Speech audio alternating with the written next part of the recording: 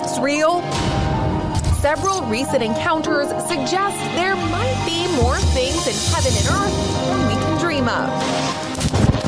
So are werewolves just a Hollywood creation, or do half-man, half-wolf creatures really exist? Now, tonight, we kick off our Conspiracy Theory Month series, which was a... The legend of the vampire actually goes back for centuries, and it exists in some form or another in almost every culture. In fact, some people believe the first vampire story was in the Bible. Well, for decades, only crackpots and crazy people believed in UFOs. That's what I thought anyway. And then in recent years, it turns out that governments have been taking them seriously all along. Try and clear up an ancient mystery with the help of a prominent veterinarian who says she can prove that Bigfoot exists and that he's related to all of us. New reports, 5 pilots coming forward over the weekend saying they've had multiple mid-air encounters with high-flying, fast-moving objects. Good evening, ladies and gentlemen, and thank you for tuning in to another episode of Celestial Oddities Pair of Normal Guys podcast. I am your host, Frater Crow. And I'm your co-host, Daniel James. If you are listening live, streaming after the fact, or you've downloaded this episode to your device for on the go, any which of the ways is fine, and we thank you for your patronage. But please make sure you click the like, share, and follow button on whatever platform you're listening to us from, whether it be iTunes or iHeartRadio, Spotify, Deezer, Spreaker, CastBox, Amazon, Google. It doesn't matter. We air across everything. So listen where you enjoy the most. But by clicking those buttons, it moves us up the podcast community rankings, allows more people to discover the show, more things that we can do with the show, keeps you in the loop with new episodes as they air, and gives you unfiltered access to the past archives. And folks, if you are a fan of the supernatural and paranormal, there is something for absolutely everyone. Whether we're interviewing great personalities within the realm of the paranormal and supernatural, whether Daniel and I are talking and deep diving into subject matter, or we're taking on listeners' phone calls to hear your experiences that you've had with the paranormal, we have something for absolutely everyone. We do air to you Thursday nights every other week, 8 to 9 o'clock p.m. Eastern Standard Time. Just having a great time talking about the strange and esoteric. So if you are a return listener to the show, thank you. If you are a brand new listener, welcome and stick around. Tonight we have an absolutely awesome subject. In fact, Daniel and I have talked about this several times this season as being one, if not the most anticipated episode of the season. So, Dan, why don't you go ahead and jump into exactly, what the subject is for the night, and we'll start going into it. Tonight's episode is on the missing 411 or 411. And it's a puzzling phenomenon that happens here in the United States where people generally go missing from national parks, but not just national parks, pretty much everywhere. And the way that they go missing is what we're going to do a deep dive on. When they go missing is what we're going to do a deep dive on. How they go missing is what we're going to dive deep on. Absolutely. And if you're listening out there, folks, and you want to join us during the show, give your input, ask questions, anything of the like, please feel free, as I said, to listen where you feel most comfortable. But by going through our hosting company, which is Spreaker, Spreaker, you can not only listen to the show, but you can instant message us live during the show. We do see them live. We read off your questions, answer them, and have you engaged with the show, which we always certainly encourage. That can be through their website at Spreaker.com, or that can be through the Spreaker app on the app market. And this is one you want to jump into, folks, because we would love to hear your thoughts and theories, as this is just absolutely puzzling. And then we have some people already saying, been excited for this episode so far this season, so that's great. We have another person just jumped in. Hey, guys. Hey there. Thank you for tuning in. But let's go ahead and jump into it. As Daniel said, there has been hundreds of people that have just vanished without a trace over the last several decades. And the strange thing about this, folks, is it's not just people vanishing. It's usually experienced people vanishing. And when I say experienced, these are national parks that are known for hikers, for hunters, for campers, people who are used to and spend a great deal of time in the outdoors. That seem to vanish. It'd be one thing if it's just a person who's never been in the woods, they go in and get themselves kind of turned around and lost, that's one thing. But when you're talking to someone who maybe has 30 years of hunting experience and knows how to get around the woods, knows how to survive in the outdoors against the weather and the climate, but yet they vanish without a trace, nothing ever found, it starts to raise a question exactly what is going on here, what is causing this to happen. And I would like to, Dan, jump in and see where you would like to start with your thoughts and how you want to jump in tonight's episode. I have some strange theories I want to run by you and the listeners, obviously, but I always love to hear, you jump off on some of these subjects of what you're thinking. Right. So I have some ideas, and you can hear me good, right? I can, absolutely. So I'm going to get metaphysical because that's what Dan brings to the show. I'm going to have some weird, really hard to accept angles on this towards the end. It will challenge people's belief structures a little bit. It might not be what people want to hear, especially those friends and family who have lost people to this phenomenon, but we're going to go and cover all bases on this. Now, the first thing that I would recommend everybody doing is what I don't want to do is I don't want to recap the amazing well-produced documentaries that you can watch for free on YouTube right now. Now, I have watched two of what I feel are some of the best documentaries that you can find that are well-rounded on a lot of cases of these disappearances and these, what I would maybe even call abductions. And I would implore everybody to do your own research after this episode so that what I'm about to say will have more context for you. And I don't want to spend our hour re-documenting what you can already see in those amazing documentaries. So just research The Missing 411 on YouTube. You'll find maybe 2-hour long docs. They're worth your time, okay? And before you jump into that, Dan, real quick side note, folks, I'm glad you said that, Dan. David Paulides is the gentleman who came out with these documentaries, and David Paulides is a former police officer who is now an investigator and writer known primarily for his self-published books, one dedicated to proving the reality of Bigfoot, and then his others are the Missing 411 series of books, in which he has also created 2 documentaries about the disappearances of people in national parks, which is what we're talking about tonight. But I didn't want to go without it being said that David Paulides is amazing at what he has put out there and bringing attention to this subject worldwide with his books and documentaries and allowing people like Daniel and I to really pick, apart this as well. So much love to him from, not only being an investigator in his original job, but taking that into the paranormal and trying to help these families who are missing, loved ones. So Daniel, pick back up. I apologize, but wanted to make sure we threw that out there. No, that was very well said, and I'm glad that you gave him those respects because he's done some amazing work and a lot of time and energy to bring these stories to us in a way that's not just entertaining but more accessible. So, okay, so like Garrett started, we are dealing with disappearances and abductions that are happening mostly noteworthy national parks, but also can happen anywhere. Now, as we get into these disappearances, we have to note that people are going missing suddenly, whether they're alone, whether they're with friends or their family, experienced hunters and hikers, children, adults well into their 50s and 60s of all kinds. It seems as if nobody is special or unique in terms of who goes disappearing. Okay, so we want to cover that broad spectrum, that we have a wide variety of people who go missing under this phenomenon. So let's first talk about the variety of circumstances in which people go missing.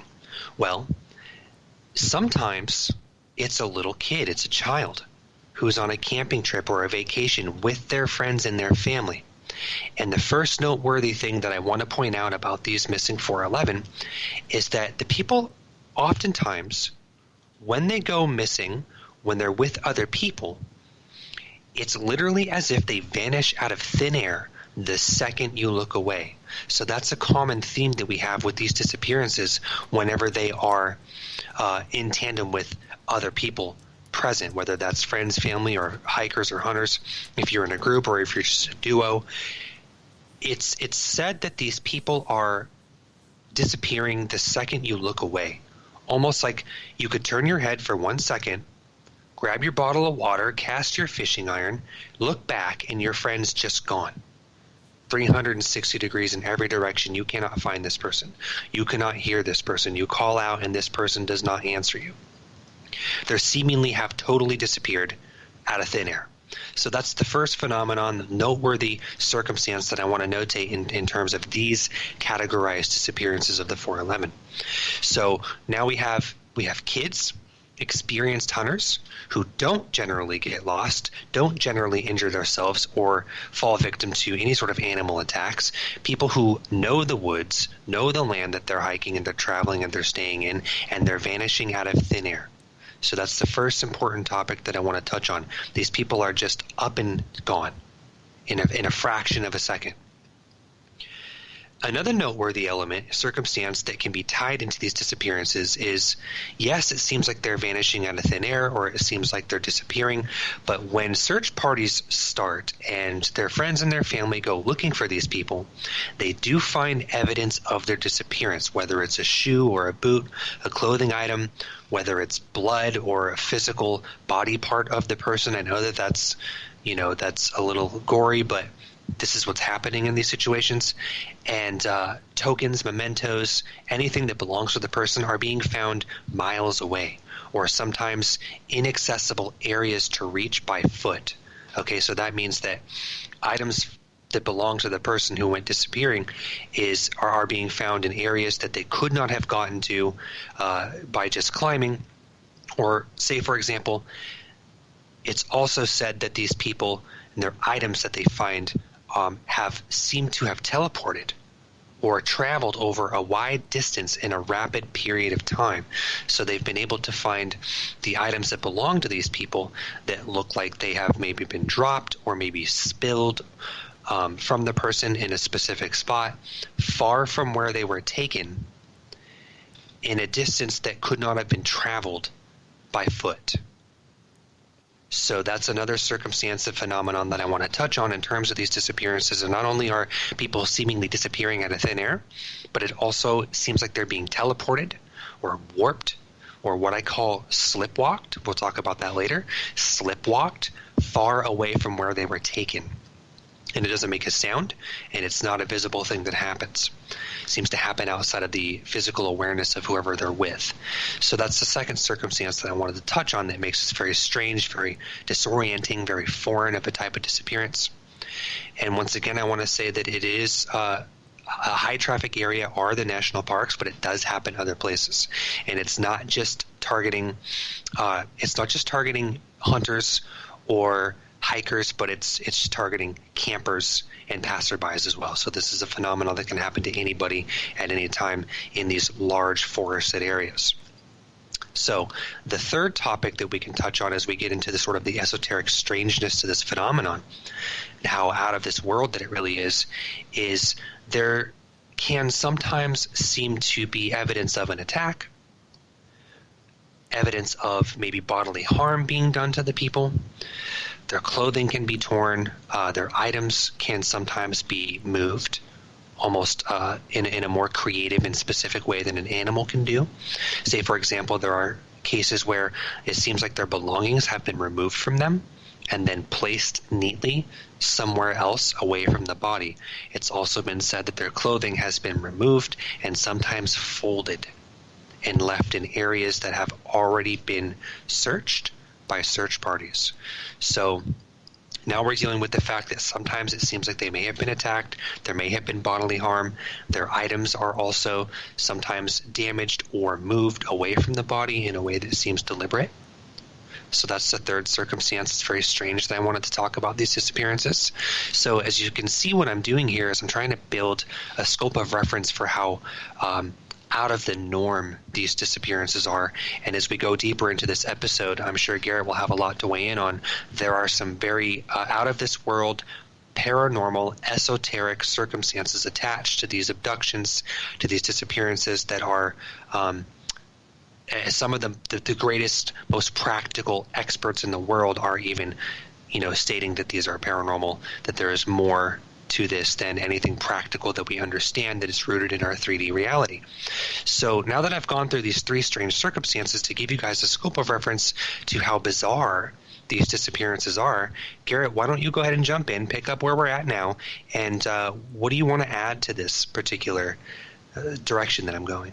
Well, it's interesting because one of the things I wanted to weigh in on tonight is a theory that I had that there are some loose threads on it, but that can be taken care of as well and smoothed over. Is, automatically right away we want to say what happened to these people. What is something attacking them? Is something abducting them? What exactly is happening? But before I go into weighing in on that theory, I want to go very far out of the box right now, folks. I want to say, what if these people who have disappeared never actually disappeared? Right. Now, when you hear that, you say, what do you mean? There's been hundreds, so many families grieving, and I agree with you, that is the case. But what happens if you start to look at this world as, a matrix-programmed reality, which Daniel and I have talked about before? And what happens if these people were finding glitch spots? And what I mean by that is, your whole life, you believe your father is who your father is. You have been raised by him in some cases. You have learned from him. You go hunting with him. He's down the road from you. You both go into the woods in separate spots. He vanishes. You can't find him. You never see him again. Daniel had said that there are times that pieces of clothing or articles of things have been found. There are many other times, though, discussed in these documentaries that nothing has been found, which is very peculiar because if you're carrying a 12-gauge shotgun or if you're carrying a 30-06 rifle, they're heavy pieces of metal and weaponry that if you start to really lose your way or you start to fend for your life, what's one of the first things you're eventually going to get rid of? Yes, you want it for protection, but if you start to get to the point of being famished and I just need to get out of the woods, you're going to let go of the heaviest piece of equipment you have, which is your gun. And yet they haven't found the guns of these hunters. It's very odd. So I start to look at it as what happens if there are only so many of us that are actually real? Now, when I say that, there's billions of people on the planet, but what if there's only a few 100,000 of actual people and everybody else are programmed? I can verify that. It's 1 in every 8 people. 1 in every 8. And what happens if they're not meant to vanish? What happens if you happen to be at the right place at the right time and something causes that to glitch and that person just vanishes from the program? And now your life has been changed by the loss of this person that you loved, but maybe this person never actually exists. It doesn't make the pain any less because what is reality? That starts to bear the question, really, what is reality? Even if you find out that all of your loved ones were fake and never actually existed, does it make the love that you felt any less real? Right. So I look at it as maybe something is happening, that they're at the right place at the right time, that it causes a glitch to happen, and they're gone. Maybe to repair that glitch, the powers that be then have to do something, because there's times they've scanned mountainsides again and again and again and found nothing. And then came back through again, and all of a sudden there was a piece of the hiker's equipment that they had already been at. In fact, there was a specific spot of one of the documentaries they had talked about knowing for a fact they had scanned this area of the hillside and there was nothing. They did it multiple times. This is long after this hiker would have died. There's no way he could have survived this long in the weather. And sure enough, from what they found, it would appear that he definitely didn't survive, yet he was never found. But they came back through again on another pass, however much longer down the road, a week, 2 weeks, and there was an article from his bag on the mountainside that they were already at, but no tracks anywhere. What happens if that glitch happens? And they can't always repair it, so sometimes nothing is found. But other times the powers that be then program back in pieces of things that doesn't solve the mystery, but at least it gives you some type of, okay, he had to have come through here. She had to have been here. She had to have stayed the night here. So that was one of the things I really wanted to bring in. There's other theories I would like to throw out there, folks, tonight, but that is one of them is, Dan, what is your thoughts on this of, maybe these people, and the reason I mention this is a few of the cases, the people that were with them when their loved one vanished had mentioned a similar thing that could lead into other topics tonight of just a sound that they heard that was strange, that caught their attention, but they didn't think too much of it, but enough that it definitely, made them say, what the hell is that? Like some sort of sci-fi break in reality sound effect. Exactly. Some type of spacey break in reality sound Swish. effect that they didn't think anything of until later on they're being investigated by, the FBI or whatever organization that's coming to check this out. Has anything strange happened? Can you say anything that's different than normal? Well, you know what? Yes, I heard this very peculiar sound that I've never heard before in my life. Could that be an abduction of an alien, a vessel picking them up? Yes. Could it be a wormhole that they fell in, or it opened up and swallowed them? Yes. Could it be the glitch itself happening and the program became faulty? How many times have you played a video game and something messed up and all of a sudden you're the whole way across the level in a different area of the board and you're like, how the hell did I get here? Lag spike. Lag spike, exactly. And you're saying, well, I wasn't just here. What the hell just happened? What happens when it happens in reality, or what we believe and conceive to be reality? Well, I really like this a lot, and I feel like we could do a whole episode on just the holographic matrix and the glitches in the matrix. Matrix 4 is coming out, baby. Let's go. And so here's what I want to do. Let me jump into a second theory that will sort of tie into yours in a sense, okay? They can connect. So here's a second theory, because I really like that. Remember earlier when I mentioned the concept of slipwalking, okay? Well, let's get a little weird. I can tell you guys for a fact that the Sasquatch, the Bigfoot, are real. There are some 8 different subspecies of them, and not only are they real and physically live here on our planet with us, but they are also multidimensional in terms of them being in a higher density vessel. So what that means is, if they are a higher density, then they can densify themselves to the third density in and out, like tuning radio bands, AM and FM. They can tune in and tune out. So I mentioned this concept of slipwalking. Well, one thing that a lot of people report when having seen a Bigfoot or encountered the Sasquatch is they seem to sort of disappear and reappear in and out of reality, or like one second they're up in a tree and the next second they're across the river, and it seems like they're kind of jumping around or teleporting. Well, they have this ability to sort of bend physics, and it's called slipwalking because they're slipping in and out of our physical reality. So you mentioned that they could be sort of, in a sense, glitches in the matrix. I believe in that, very much so. And to add to that in a couple different ways is, if this is a matrix, if this is a hologram, then there are going to be entities and beings and civilizations that exist outside of the hologram that can phase in and out of it, or dip in and out of it at their will, because they're perceiving our reality from their own version. And we might be in our own version of a matrix, they're in a different one. But if you're higher in density, then you have more control over your physical vessel and your consciousness, so you can dip in and out. So there is a theory in death that when we die, it is never an accident. It is a pre-planned, orchestrated synchronicity that when you know from a higher dimensional perspective, it is your time to go, a brick will fall and hit you in the head. You'll get ran over by a train. You get cancer. You get shot. Whatever the variety of colorful ways that we as humans can die in the third dimension, it is generally a pre-orchestrated event from a higher dimensional perspective. It is lined up and orchestrated. These are called death windows, where you can just leave your life and move on to whatever is next for you. So a lot of people report that, or assume that Sasquatch, the Bigfoot species, is in some way, shape, or form involved in these disappearances. There have even been reports of people who have heard that swishing sound and turned to look, their family member was gone, and literally seen them across the field being carried away by something.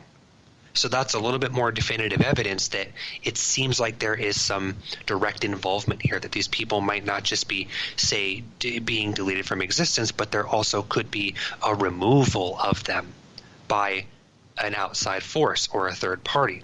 Whether that's the Sasquatch or whether it's aliens or whether it's both, I do believe we could be in this situation. So let's say the Sasquatch are not necessarily violent or hateful towards or hostile towards humans, although they can be. Let's say that they're not generally that way. Then why are they involved in these disappearances? Or why are aliens involved in these disappearances? This gets back to my theory that when a person physically dies and this lifetime is over, it is orchestrated and pre-planned from a higher dimensional perspective that is their time to go. Now down here from the 3D ego, the little, linear 3D senses, it all seems like chance and luck and just happenstance. But I do believe that these things can be orchestrated from a higher level. And it's not a bad thing. You could actually be involved in your own death. I know that sounds strange, and I know that the families who have lost people to this phenomenon could be very angry or frustrated to hear, how could you say that, my family member wanted to die? Well, I think that when we do die, we all want to die from a higher dimensional perspective because we understand that it's time for us to move on to the next thing. Down here, it's sad and it's tragic and it's loss and it's drama, but from a higher dimensional perspective, there could be a lot of importance and relevance to you going when you do. So back to the Sasquatch, back to slipwalking. Well, they can literally, in a sense, teleport from A to B to Z at will because they can bend physics through what I call slipwalking. So let's say you it's your time to disappear from the 3D matrix. It's your time to die and move on. Whether you're a program or whether you're a soul, you're a spark of source that has consciousness, either way, this vessel's ready to go, right? Well, maybe the Sasquatch and maybe some races of extraterrestrials, I won't name any specific ones, are sort of part of that bigger cosmic web, and they have that greater vantage point that they're actually doing us a favor. And maybe they're coming to get us and extract us from the matrix. Or if they're a bad program that needs to go, or maybe, let's say, Joe is a loving father and his little son is code.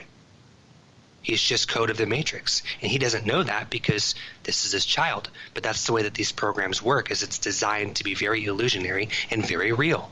So maybe little Timmy is code and maybe Joe is real. And for the sake of the experience of the loss of his son, the Sasquatch or the aliens or the Matrix program itself extracts this kid, extracts this baby, and deletes it from the program while they're on a camping trip in Arizona. And to him, it's a tragic disappearance. It's an abduction. It's a kidnapping. But from a higher dimensional perspective, which I'm sure we'll all understand much more, as our consciousness expands, maybe this is just a deletion, or maybe it's an extraction and the person wanted to go. And the Sasquatch and the aliens are doing them a favor by pulling them out of the program. So that's another really extreme concept, but I wanted to talk about slipwalking because it is also another explanation as to why when people see the Bigfoot or the Sasquatch species, it seems like they teleport, or 1 minute they're there and the next minute they're gone. It's because they're slipwalking. And I think that if the Sasquatch have anything to do with these disappearances, they are picking a person up in real time and slipwalking them a mile away, right under someone's nose, and you might hear that weird, strange sound, and the person's probably getting fucking jerked, like, with 100 G's or something across the planet, but maybe that's what people are hearing. So that's another strange, I wanted to give people a really extreme, strange theory that sort of ties into yours, because I do believe in the holographic matrix. I do believe that 1 in every 8 people are a code in holograms. And so take it away. No, I like that you went off of that, because as I was getting to, and you certainly picked up on as well, is, things could happen for a reason unbeknownst to us, where that disappearance would obviously change our path of life for the rest of our current existence in this specific version of life. And with that change, without that happening, maybe we wouldn't do or be a part of the things that are to come. That change had to happen to align our destiny or our path to where it was supposed to be. Now, I know this is far out, folks. A lot of people say, you make your own destiny, there's no such thing. Well, that's fine to believe that. This is just a separate theory, that what if you've fallen so far off the path of what was originally meant for you that something has to come in and change it to put you back on it. Right. And maybe like the Adjustment Bureau. Exactly, the Adjustment Bureau. Maybe it's a horrible thing that you don't want to happen, but by doing that, it puts you back on the path you were supposed to happen. As Dan said, Timmy gets abducted or vanishes. Joe's never right again, but Joe then decides to make his life be to help find missing children, and does so and saves a bunch of kids. maybe that was Joe's path, is to have done that. And because of that one disappearance, he saved 50, 60 other people. Right. There's things like this that can happen. Now, as far as the correlation with Bigfoot and Sasquatch, it's interesting that it led this way anyway. How did the documentaries come to be? It came to be because he originally was making, documentaries and research on Bigfoot. And it led him somehow to Missing 411. And that's really interesting. David Paulides, he obviously found a connection there. It could seem to most people as just separate things. Okay, he's into Bigfoot, he's into missing people, he's into some strange stuff in the woods. No, I would imagine if you asked him that he would tell you that the sightings of multiple Sasquatch somehow led him into realizing a lot of sightings took place around a lot of disappearances, which led to, why is that? Are they helping? Are they hurting? Are they slipwalking, as Daniel said? What is the cause here that's causing, so many sightings to correlate with the disappearances? See, I'm biased because I've had personal encounters with the Sasquatch several times, and I've never been hurt or threatened by them. Although the experiences are very scary and foreign, I've never been attacked. Now, people want to villainize or vilify the Sasquatch because they have been seen or present during these disappearances. I get it. If you are a 3D human ego in the world and, everything is out to get you, you've lost your dad or your brother or your uncle or your kid, it's tragic. And I understand, I feel that pain. I feel the pain of loss.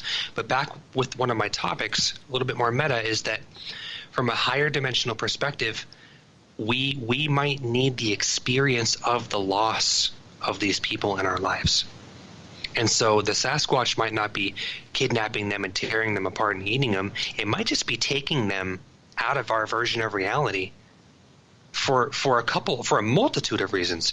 For the positive experience that you will have as a family member experiencing the loss of that person so that you can have that human experience. And also, like Garrett said, there could be a lot of cosmic reasons that person needed to go or needed to be extracted or needed to die. And we'll never understand that until, it's relevant to us, which probably won't be in this lifetime, because we're not generally supposed to have all of the answers and know everything. We're just meant to experience this and go through the process to the best of our ability. Another idea that I want to throw out there is that I like Garrett said, these items might be placed back to an area that has already been searched. Well, I like the idea that maybe these people aren't dead, and maybe they're living happily, peacefully somewhere else, and that they're gone for a reason. And that reason is not our business to know, but we can trust and we can know that they're gone for a reason that maybe is relevant or serves them in some way. Maybe they're on a spaceship with their alien star family. Maybe they're on a whole other planet. Maybe they're on the inner Earth. Who knows? But maybe they're not even dead. Well, it makes me think of, what is death? I mean, people think when your physical vessel stops working that you die. But if you do believe in spirits and ghosts and an afterlife, then really there is no death. There's just the ending of one cycle to begin another, or really continue on with the same cycle without the physical vessel. Now, what if, and hear me out here, what if the experience of whatever these people have come across, whether it was planned, whether it was completely by mistake, did instantly change their dimensional frequency, that poof, their physical vessel is gone, but as Daniel said, they are very much still here, but no longer seen by this density. So everyone's walking around saying, where's my grandfather? Where's my father? He's gone. He's vanished. Meanwhile, he's still there. Whether he sees us or not, I can't say. But in this theory, what if they are still there and somewhat able to interact as spirits do? As a paranormal investigator for many years, most people miss out on the activity around them because they either don't want to see it or they just don't focus enough to see it, but things happen all the time. when people always say, I never had anything happen to me. Well, when's the last time you really tried to have something happen and then sat and listened and paid attention? Because a lot of times it will. So then when you start talking to an empty, dark room and really focus on it, and then all of a sudden the flashlight comes on or something slides across the table, you say, oh my God, there is something else here with me. What if that's happening? These people stumbled across something, whether it's a wormhole. When we think of wormholes, we think of it transporting us to different dimensions or different areas of the universe or whatever have you. But what if that's not the case? What if the wormholes that they discovered and stepped on, whether planned or not, as I said, instantly transformed them to a completely different frequency, so that poof, they're gone physically, but they're actually still there. They're trying to let you know they're there, but you just don't want to see or hear it because ghosts aren't real, most people think, or they just don't care enough to pay attention. So what do? They're trying to get your attention. Search parties are everywhere. They're not finding anything. So they somehow leave a clue for you. They leave a boot or something that maybe did get left behind that you haven't found yet. Or somehow maybe they can work up enough energy to physically manifest a piece of what they were before they turned into whatever this new thing is. I know that's far out, but it's just a theory that poof, they're gone. Sounds correlated with a lot of these disappearances. Nothing found, and then all of a sudden the same area something is found. How is this happening? Maybe it is a wormhole effect that they are really transported but not necessarily gone. I like that. It's very viable. I think that you could even take pieces of all three of these theories we've given you guys tonight, and I bet you pieces of them are all the case. It's all like, little pieces of these stories are what is happening. We may not fully understand the continuity of or the greater reason for this phenomenon, but there is enough evidence to say that there is definitely something strange happening. And I think that these three theories gives you guys a broad scope of reference to sort of, maybe ponder on it yourself. I really want to talk about the holographic matrix, but we'll make it another episode. No, that's fine, and we can definitely make that into another episode and think it would be a strong one. I want to throw another theory out here at you folks. What if you've heard of spontaneous combustion, which is a very rare thing, but actually has physically documentarily happened to individuals over the course of history, where someone instantly just self-ignites and burns. It's not so much that they literally catch on fire, but their skin literally boils as if it was caught on fire, and they burn alive instantly out of nowhere. What if something similar of spontaneous disintegration? Whether it's just something that happens and it's so incredibly rare, and for some reason it has to be the right timing and the right place, whether that's something from nature or it's something, once again, a wormhole, something causing these people to instantly disintegrate. And they're not ghosts. They're not traveling to another area. They're not even alive anymore. They are, in this case, actually taken from this world completely. What if that is a theory as well?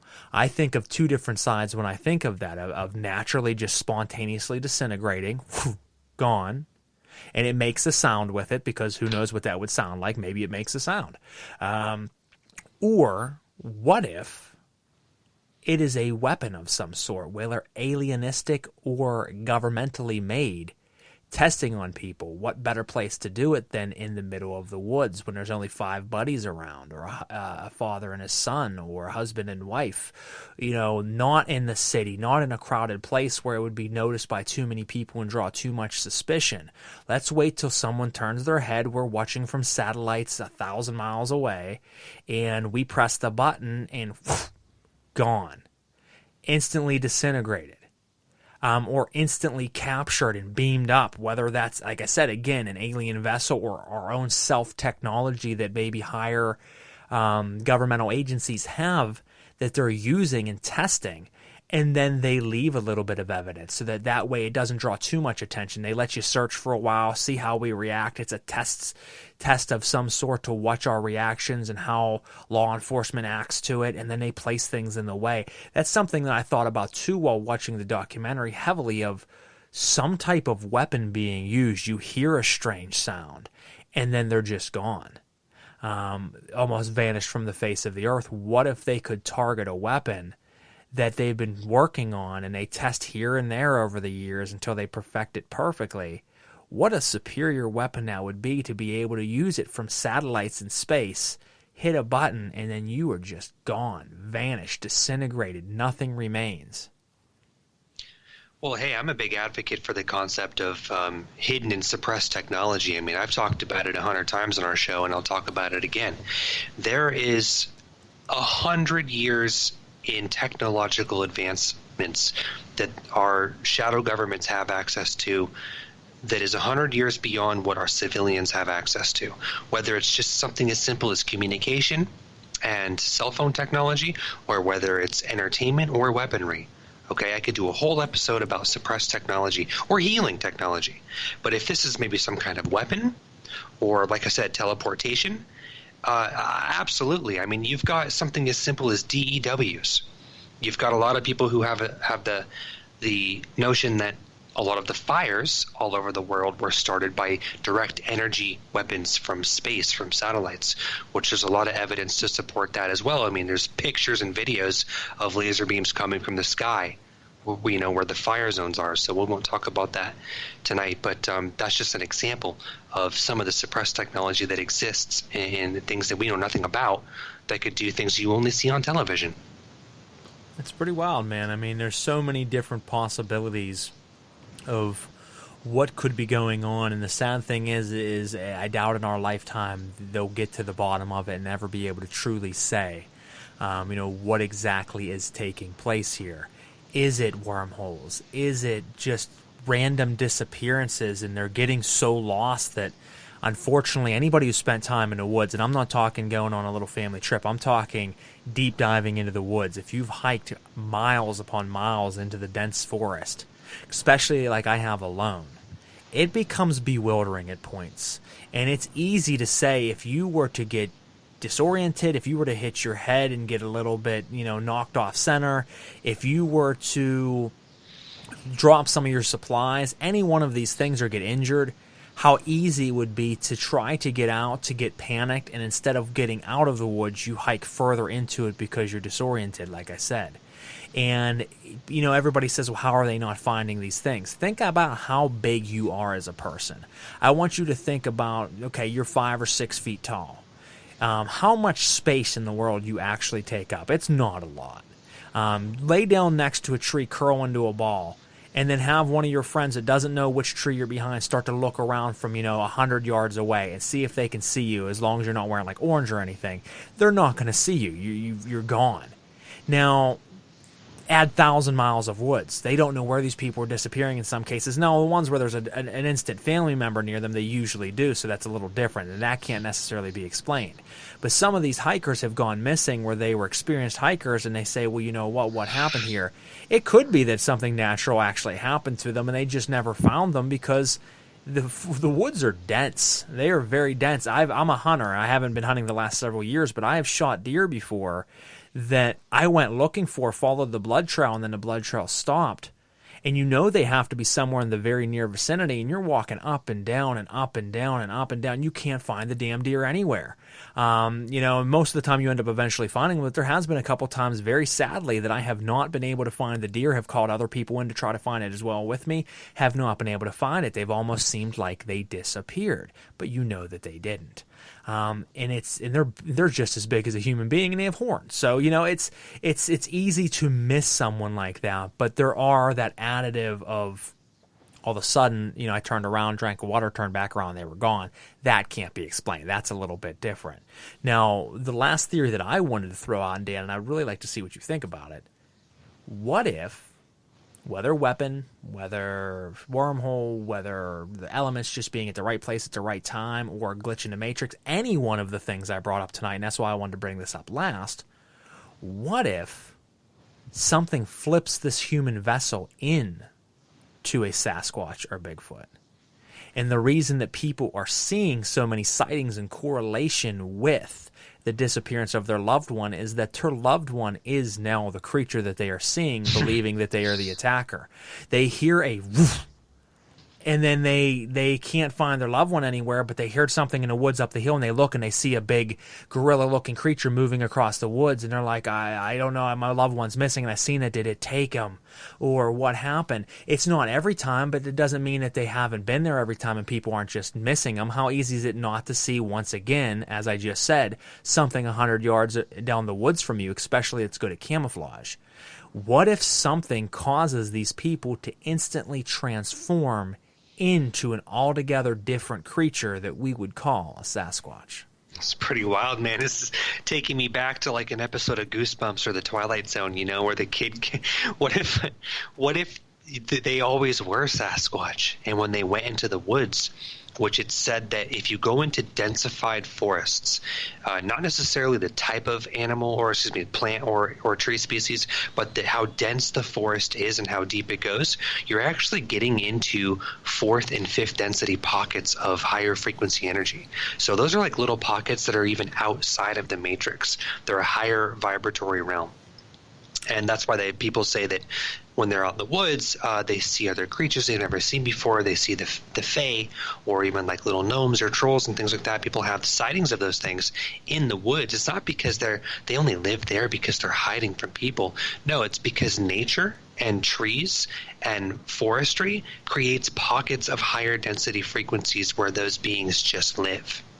So what if maybe like when the person goes there, maybe they turn into a Sasquatch. It's triggered by something. Or maybe it was in them all along.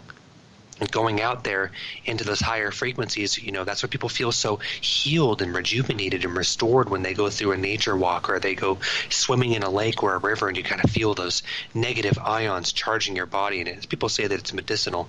That's because it's higher frequency energy.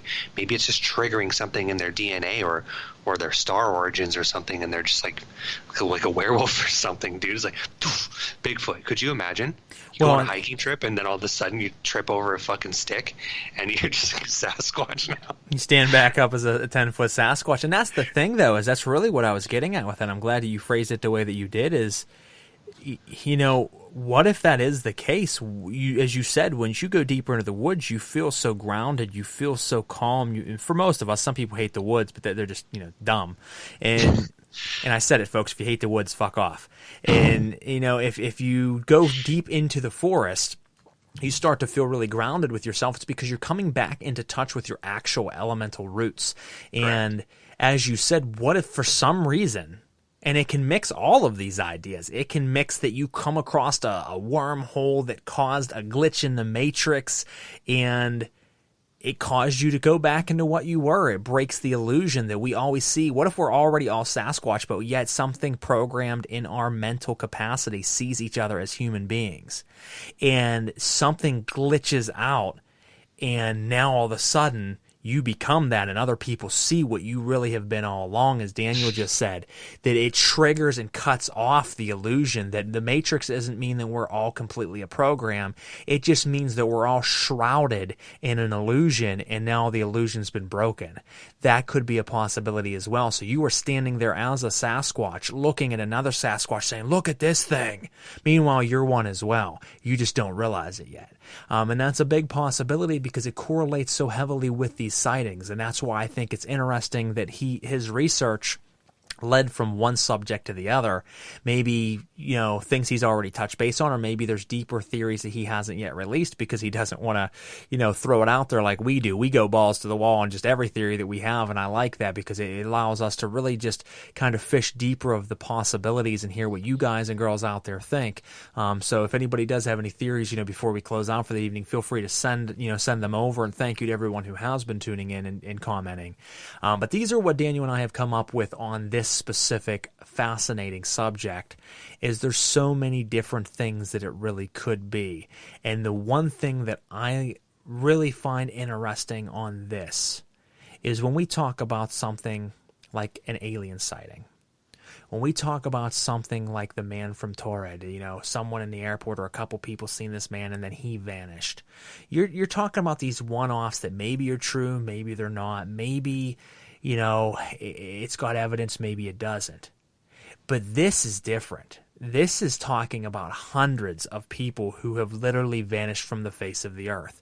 Family, friends, employers, and employees. No longer seeing or ever hearing from that person again. Knowing that they're gone. Having picture proof that this was my husband and he's gone now. I've never seen him again. This is a different type of thing. This isn't, oh, maybe it's real, maybe it isn't. No, this is really happening. We don't know what the cause of it is, but it is really happening. And what I would suggest for everybody listening is to take what resonates with you from these theories and these concepts and, leave the rest. But you could forge your own narrative from small little parts of what our theories are on these. And I do believe that we're very close, or maybe we've totally got it. And we will never know the truth until one of us is taken out there. Exactly. I need to go, jump around the woods and try to find one of these wormholes so I can turn back into my Sasquatch self. Hasn't happened yet, but I'm searching for it. But no, folks, if you have any ideas of your own and you just didn't get a chance to comment in tonight, maybe you're driving, listening in the car, maybe you just don't have a chance to do so, or you're listening after the fact, please feel free to go to our Celestial Oddities Pair of Normal Guys podcast page on Facebook. It is a group page. You can join. You can let us know your thoughts on there. You can hear our episodes. We always post them the night of the show. You can drop your own different topics and subjects on there. It is just a community for everyone to come together and feel safe, no discrimination or hatred towards you for your thoughts and theories, but we can all just talk and ponder on great, amazing ideas. You can also message us at celestialoddities@gmail.com. Again, that is celestialoddities@gmail.com for ideas on upcoming episodes, topics, and subjects, what you like, what you don't like, anything in between. We love to hear from you, so please don't be shy. Interact. We have so much more for you on our show this season and in seasons to come. So many fun things that we're doing. If you missed our past episodes, make sure you jump back and listen to them. We've had some great episodes this season. I mean, just off the top of my head, Organism 46B. We talked about we talked about obviously tonight missing 411. We had interviews with Tara Renee Buntello, which is a psychic medium, an urban shaman and exorcist, Lepus Rex. We had earlier in the season. We had listeners' phone calls. The man from Torrid. The Tartarian mud floods. I mean, so many different subjects and topics that we love deep diving into, and we thank you guys for the suggestions. Please let us know what else you want to hear. And lastly, from me, and I'll let Dan kind of finish this out, is our next episode, September 23rd. You can catch us interviewing Pete Mander, who is the owner and creator of P. Mander Effects. Now, folks, I will tell you that I've come across a lot of makeup artists, special effects, and costume and mask makers. He's one of the best I've ever come across. I'm talking movie-grade Hollywood special effects and masks. He's redone Hellraiser. He's redone Predator. He's done a lot of different robotic mechanical suits. And we're not talking just masks. We're talking the entire outfits. His work, which I will be posting and Daniel will be posting along with some of the stuff that we're doing during that episode so you guys can witness and see what it is he does, is mind-blowing. It's absolutely phenomenal. Top-notch, some of the best you'll ever come across. And we're going to be talking to him about himself, his company, and also topics of esoteric and paranormal, as he is fascinated and a fan of our show. So we're going to be deep diving into all kinds of different things and questions. It's going to be a really fun episode. I'm really looking forward to that. And then coming up, Daniel, I guess after that, we haven't booked any other specific subjects. So I think we should probably start to book another call-in show. Yes, and that was my next comment. So we love the call-in episodes. Those are a lot of fun, and I want to do more of them. The last time we did it was a big success because I had a handful of people getting a hold of me asking to come back on or giving me referrals for more people. So what we're looking for, guys, is your ghost stories, your monster of the week, your creepy crawlies, your paranormal experience, your UFO sighting, okay? Anything that you can't explain that was very strange. You're more than welcome to call in live and speak to us and the listeners. We usually take about maybe 3, maybe we'll try maybe 4 call-ins per episode. So I think, Garrett, what we'll do is every time that we don't have a formal topic or an interview, we can just do a call-in episode because I feel like we're going to be able to get more and more people interested in that. So that was one announcement that I wanted to touch base on. And then Oh, I'm sorry. Go ahead. No, I was just going to say absolutely, and we'll post a date of when that next episode after Pete's interview would be. For anybody that is interested, you can let us know, and it will run smoother than last time because even though it was a success and it's built on to additional episodes that we'll now be able to do, it was our first time having multiple people on the show at one time. It's usually either myself and a guest or me and Daniel and maybe one other. This was trying to have different phone calls from different places, and we experienced a little bit of technical difficulties, which instantly made me go out and buy an entirely new rig for everything that I do podcast-wise, and I couldn't have been happier that that actually happened. It was the trigger to make me go out and buy a very, very professional system, which will give us the capabilities of doing anything we need to. So there will be able to take on multiple calls. Daniel will hear them, they'll hear him, and vice versa, me in between, because last time we weren't all connecting with one another, but as a listener, you might not have even known. This will run much smoother. So we really look forward to getting a second chance of doing this. Yes. And then the final announcement that I would like to make, and I will make this announcement as many times as it takes, Garrett and I will have a documentary short film coming out together. It's called The Bermuda Triangle of Pennsylvania. And I am a videographer and a filmmaker, and we produce a series of mini documentaries under the title A Passion of Mine. Well, A Passion of Mine and Frater's and a good friend of mine, Caroline and Lawrence, is we're big into cryptozoology and the paranormal. And we did a documentary where we went out as friends to sort of experience this Bermuda Triangle. And I am just in the process of getting the film finished. It's almost done, and we will be putting that out this fall, and it'll be free to watch online. So you guys can just keep a lookout for that as well. Absolutely, guys. Make sure when it does drop, you share it around, invite your friends to it. We'll have an events page for it and kind of announce it ahead of time, make sure it gets the proper marketing and promotion. But everything that you guys can do to help spread that around is appreciated, whether it be that documentary, whether it be the radio shows, posts that we make. You guys are very much a part of that. Never feel that you are just a listener or just a fan or follower. You are very much the bread and butter that makes this whole thing work. We couldn't do it without you, and we very much appreciate each and every one of you. So never feel that you're just a number. You are a part of what Celestial Oddities is. You are a part of what I do on my other shows, what Daniel does with his documentaries and filmology and videography. Everything that we do is very much intertwined with each and every one of you. So thank you so much for your love and patronage and your support. And other than that, that's really about it for me. Dan, did you have anything else tonight? No, I just want to thank everybody for listening and for being here. We look forward to continually producing you solid episodes with more content. We are living our joy, and we just appreciate you guys being here with us. Absolutely. And if you are listening out there and you're a fan of my other shows or would want to check them out, next week we have Knights of the Nephilim. On Thursday night, I will be interviewing a necromancer by the name of Connor Kendall, a world-famous author at this time, followed by E.A. Coetting, one of the biggest names in black magic on the planet. So very big guests coming up over the next 2 episodes of Knights of the Nephilim.